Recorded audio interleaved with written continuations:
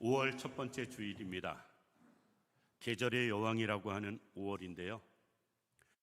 어린이 주일 맞이해서 순종하는 자녀가 되자라는 제목으로 말씀을 생각해 보려고 합니다.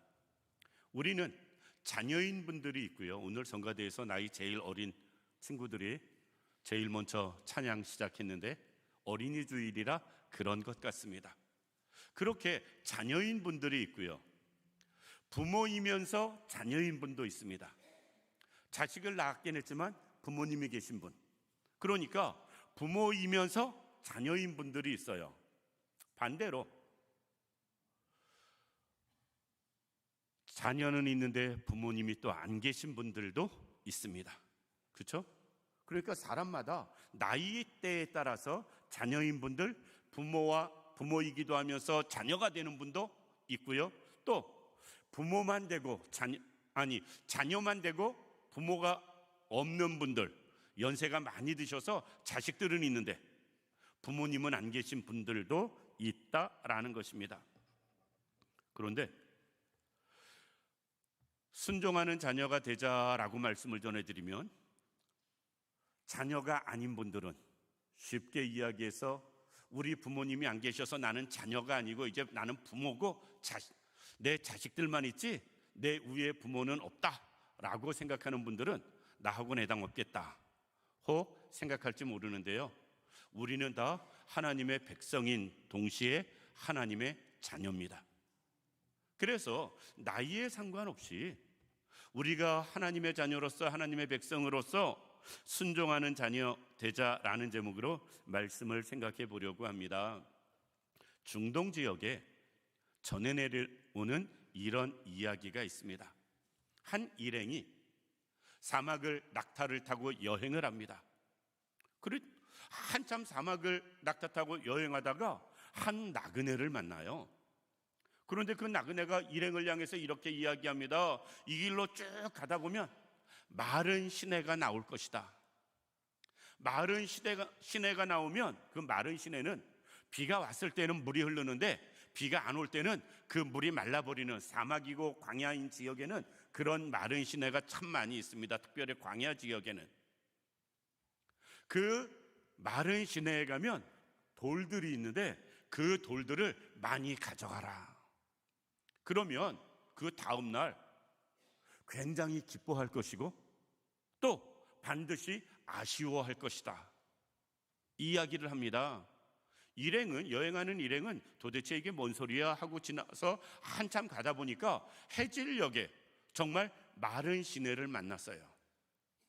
주변의 모든 상황은 어둑어둑해지고 낙타를 타고 가던 이 일행은 순간적으로 고민을 합니다. 아까 나그네가 마른 시내 만나면 돌 가져가라고 그랬는데, 그런데 낙타에서 내리기도 귀찮고 또 돌 가져봤자 의미도 없을 것 같고 해는 이미 저물어서 어두워져서 빨리 쉴 곳도 찾아야 되는데 고민을 하다가 일부가 내려서 돌멩이 몇 개를 주머니에 넣어가지고 떠납니다.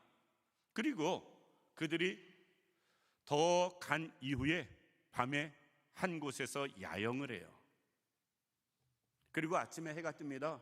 아침에 그들이 눈 비비고 일어나면서 주머니에 있던 돌을 넣은 사람들이 주머니가 묵직해서 돌을 꺼내보니까 돌이 아니고 다이아몬드였었고요, 루비였었고 보석이었습니다.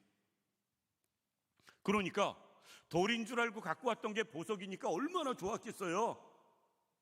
그 나그네가 한 말대로 그리하면 기쁠 것이다 라고 말한 대로 정말 기분이 좋았습니다. 그런데 곧 후회가 따라왔어요. 더 가져올 걸. 왜 요 몇 개만 가져왔을까? 큰 걸로 가져올 걸. 왜 작은 거 주머니에 들어가는 걸 가져왔을까? 그 나그네 말대로 돌을 가지고 왔다가 좋았다가 아쉬움, 후회가 남는 상황이 되어졌습니다.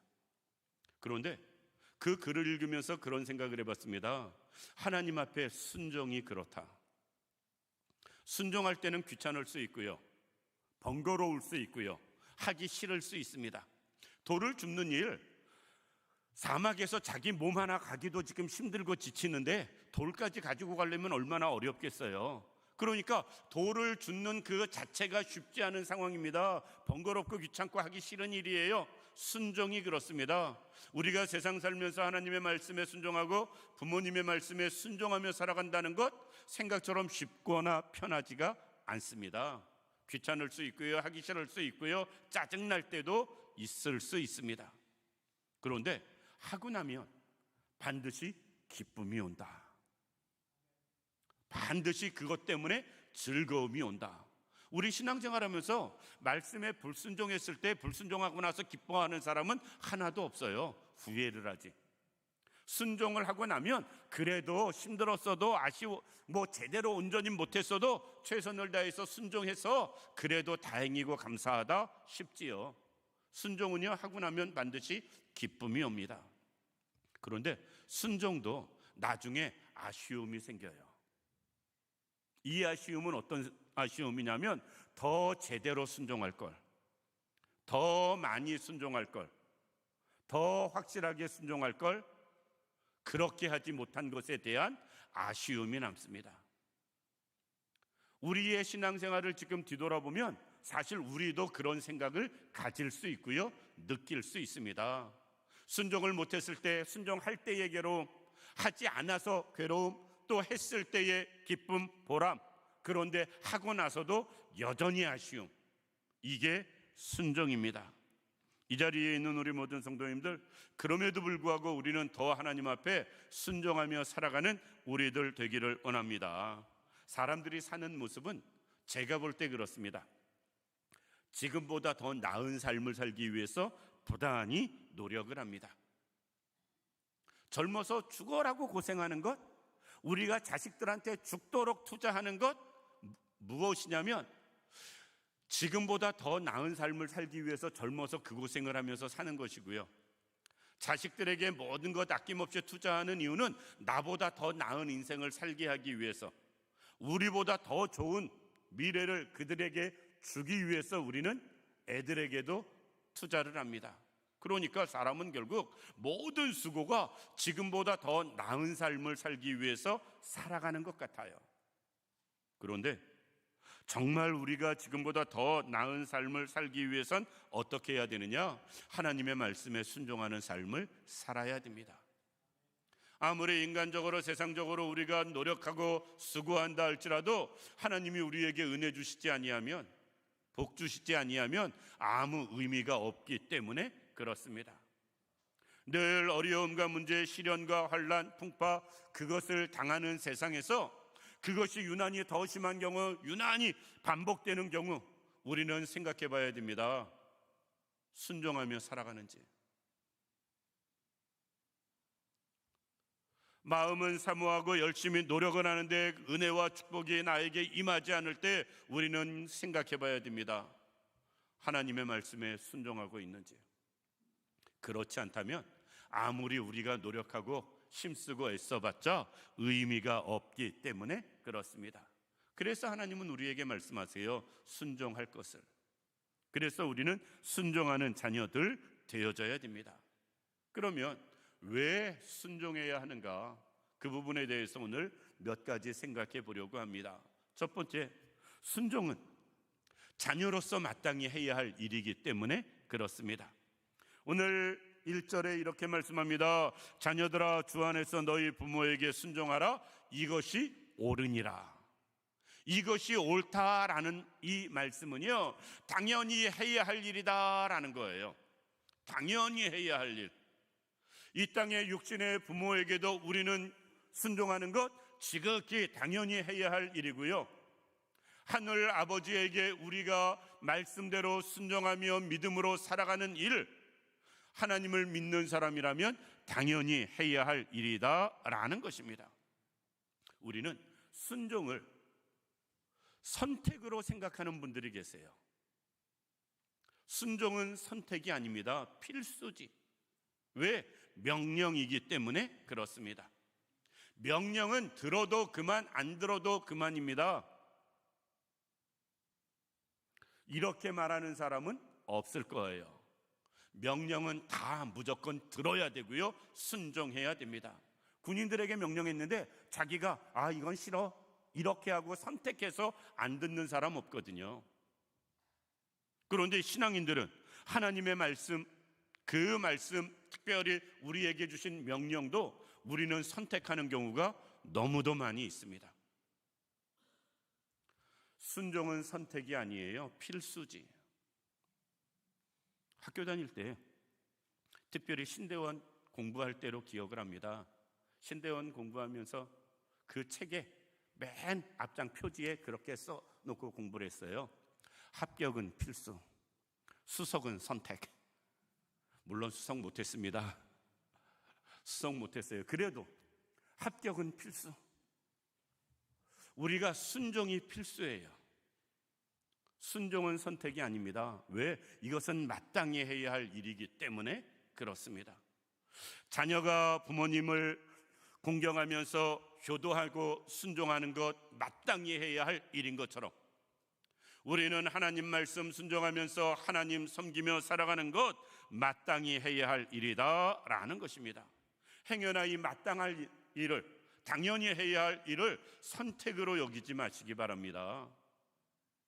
선택하는 순간 우리는 절대 하나님 말씀 순종할 수 없기 때문에 그렇습니다. 우리가 순종하는 자녀로 살아가야 하는 이유, 당연히 해야 할 일이기 때문에 그렇다라는 것입니다. 두 번째, 왜 순종해야 되는가? 순종할 때 하나님을 체험할 수 있기 때문에 그렇습니다. 신앙생활하면서 정말 저 사람이 예수 믿는 거 맞아? 라고 생각될 때가 있어요. 직분에 상관없이. 더 심한 경우, 뭐하러 교회 다닐까 싶은 경우도 있습니다. 왜 그렇게 신앙생활할까? 한 가지입니다. 체험이 없어서 그래요. 확실한 체험이 있으면 절대 그렇게 신앙생활 안 할 겁니다. 우리는 신앙의 체험은 어디서 오느냐? 믿음에서 체험이 오는 게 아닙니다. 순종에서 체험이 오는 거지. 그런데 우리는 믿기만 하면 된다고 이야기하고 생각을 해요. 그런데 믿을 때에 체험이 되는 게 아닙니다. 순종할 때 체험이 되는 것이지. 즉 아브라함이 하나님을 믿어도 떠나지 않으면, 고향을 떠나지 않으면 하나님의 능력을 체험했겠어요? 아브라함이 하나님을 믿었어도 그 말씀대로 순종하지 않았다면 하나님의 능력을 체험했겠어요? 못했을 겁니다. 이스라엘 백성들이 아무리 광야 생활 마치고 가나안 들어왔다 할지라도 하나님 말씀 순종하지 않았으면 여리고성이 무너졌겠어요? 많은 사람들이 믿음으로 신앙생활 한다고 하지만 그렇게 말하는 사람은 죄송하지만 믿음이 없는 경우가 많을 수 있습니다. 신앙생활은 순종으로 하는 거예요. 순종할 때 하나님을 체험하는 것이고 하나님의 능력을 경험하는 것이다 라는 것입니다. 그런데 한국교회가 믿음으로 구원받는 건 맞습니다. 행위로 구원받는 것은 절대로 아니에요. 믿음은 하나님의 선물이기 때문에. 그런데 그 살아계신 하나님을 경험하는 건 순종할 때 가능하다라는 것입니다. 순종해서 하나님의 능력을 경험하는 사람들 되어지면 그 사람들의 신앙생활하는 모습, 하나님을 섬기며 살아가는 모습은 전혀 다를 수 있습니다. 평생 교회를 다녔어도 하나님의 능력을 온전히 제대로 한 번도 경험해보지 못하고 신앙생활한다고 그러면 얼마나 뜨뜻미지근하게 신앙생활하겠어요. 제대로 신앙생활하고 온전히 신앙생활하기 위해선 순종함으로 하나님의 능력을 체험해야 된다라는 것입니다. 이 자리에 있는 우리 모두가 그럴 수 있기를 원합니다. 우리가 하나님의 말씀에 순종함으로 하나님의 능력을, 하나님의 역사를 체험하며 살아가는 분들 되기를 원합니다. 그래야 우리가 온전히 하나님을 믿고 따르며 섬기는 자로 살아갈 수 있습니다. 성경에서 말씀에 순종하는 사람들이 몇 가지 경우가 있습니다. 첫 번째, 로마서 1장 5절 말씀 보면 예수를 믿을 때 순종하게 된다. 그러니까 믿으면 순종하게 되는 거예요. 이 말을 반대로 말하면 순종하지 않으면 아직까지 믿지 못하는 겁니다. 두 번째, 베드로전서 1장 2절 말씀 보면 성령이 거룩하게 하심으로 순종한다. 성령이 내 안에서 역사할 때 순종하게 되어진다라는 것입니다. 아직까지 내 안에 성령이 아닌 세상의 생각과 욕심과 생활이 가득하면 우리는 순종이 되어지지 않습니다. 또 하나는 고난으로, 히브리서 5장 8절 말씀 보면 고난을 통해서 순종하게 되어진다 말씀하고 있습니다. 그래서 시편 119편 말씀을 보면 고난이 나에게 유익이다, 그것을 통해서 주의 율례를 배우게 되었다라고 말씀하는 이유도 여기에 있습니다. 정말 죄송하지만 어떤 거라도 상관없이 우리는 순종하며 살아야 됩니다. 믿음을 통해서도, 성령의 역사를 통해서도, 혹 이런저런 시련과 고난을 통해서도. 왜? 고난엔 반드시 뜻이 있기 때문에, 이유, 목적이 있기 때문에 그것을 통해서도 우리는 순종을 배워야 됩니다. 그래서 하나님을 체험해야 됩니다. 하나님을 체험할 때 우리는 온전히 하나님의 능력을 경험하면서 순종하는 사람으로 살아갈 수 있기 때문에 그렇습니다. 세 번째, 우리는 왜 순종해야 되는가? 순종이 성도의 능력입니다. 순종하는 것만큼 우리는 주 안에서 능력받아 살아가요. 많은 사람들이 세상을 이길 힘을 달라고 기도합니다. 문제를 해결할 능력을 달라고 기도합니다. 그리고 이런저런 문제를 해결해 나갈 수 있는 길을 열어달라고 기도합니다. 기도가 틀렸다 나쁘다는 아닙니다. 그런데 세상을 이길 힘, 능력 어디서 오느냐? 말씀을 순종할 때 와요. 이런저런 문제 풀어갈 힘 어디서 오느냐? 말씀에 순종할 때 온다라는 것입니다. 그래서 성도의 능력은요, 말씀에 순종하는 것만큼 그에게 능력이 있습니다. 말의 능력이 있고 기도의 능력이 있고, 생활에도 그 능력이 기도하는 사람, 또 말씀에 순종하는 사람 통해서 나타나는 것입니다. 순종 없이 기도해가지고 하나님이 역사하신다? 착각하지 마시기 바랍니다. 순종하는 사람이 기도할 때 하나님이 역사하는 것입니다. 그래서 성도의 능력, 힘은요, 순종하는 것만큼 능력이 있고 하나님의 역사를 경험하는 것입니다. 그리고 순종할 때 우리는 그만큼 의로운 사람, 주님 닮아가는 사람 되는 것입니다. 예수 믿어도 전혀 변하지 않는 이유가 어디 있느냐? 순종하지 않기 때문에 그래요. 말씀에 순종하면 자연스럽게 주님을 닮아갈 수밖에 없고 본받을 수밖에 없습니다. 변화된다. 그런데 순종하지 않으면 소용없다라는 것입니다. 우리가 늘 예수 믿는 사람답게 살기를 소망해도 그것이 소망으로 끝나면 의미 없습니다. 말씀에 순종하면 예수 믿는 사람답게 저절로 사라지게 되는 것입니다. 우리가 꼭 그럴 수 있기를 원합니다. 순종하는 자녀들 되기를 원합니다. 순종함으로 하나님의 능력을 경험해서 하나님이 주시는 힘을 얻고 그로 인해서 주님을 닮아가는 삶 살아가기를 원합니다. 마지막으로 왜 순종해야 되는가? 오늘 본문 말씀 3절 보면 이로써 내가 잘되고 땅에서 장수하리라. 1절 부모님에게 순종해라, 2절 공경하라, 이것은 약속 있는 첫계명이니 3절 이것을 통해서 너희가 잘되고 땅에서 장수할 것이다 라는 것입니다. 하나님의 말씀에 순종하며 살아갈 때 성도는 이 땅에서 잘 되어지는 것이고요, 하나님의 말씀에 순종하며 살아갈 때 우리는 이 땅에서 장수하는 삶을 살아가는 것입니다. 장수 시대가 열렸습니다. 그렇죠? 저희 아버님 환갑잔치 하셨어요. 저희 아버님 환갑잔치 하셨습니다. 그런데 칠순잔치 못하고 죽게로 가셨습니다. 그렇게 놓고 볼 때 얼마나 지금 세상이 장수 시대가 되어졌어요. 생각보다 빨리 그리고 많이 장수 시대가 되어졌습니다. 그런데 장수하는 것보다 더 중요한 거 건강하게 장수하는 거 아니겠어요? 건강하게 장수해야 은혜며 축복이고요, 그렇지 못하면 이 장수 시대가 반대로 재앙이나 저주가 되어질 수도 있습니다.